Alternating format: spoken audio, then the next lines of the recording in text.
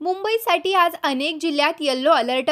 हवामान खात्याने वर्तवला मेघगर्जनेसह पावसाचा अंदाज. पाहूया काय आहे राज्यात अवकाळी पावसाची स्थिती. महाराष्ट्रामध्ये या पावसाची आठवड्या अखेरीपर्यंत शक्यता असून या काळात कोकण विभागात तापमानात किंचित घट झाली आहे. मुंबईमध्ये आर्द्रतेचं प्रमाण वाढलं असून सोमवारी आभाळ ढगाळ होतं.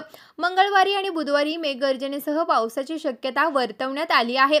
मुंबईत या दोन्ही दिवशी येलो अलर्ट असून राज्यात अनेक जिल्ह्यांमध्ये पुढील 2 दिवसांमध्ये मेघगर्जनेसह पावसाची शक्यता आहे. या काळामध्ये मुंबईसह पालघर आणि ठाणे या जिल्ह्यांमध्येही येलो अलर्ट देण्यात आलाय. रायगडलाही मंगळवारी आणि बुधवारी येलो अलर्ट असून रत्नागिरी आणि सिंधुदुर्गात बुधवारी मेघगर्जनेसह पावसाची शक्यता आहे.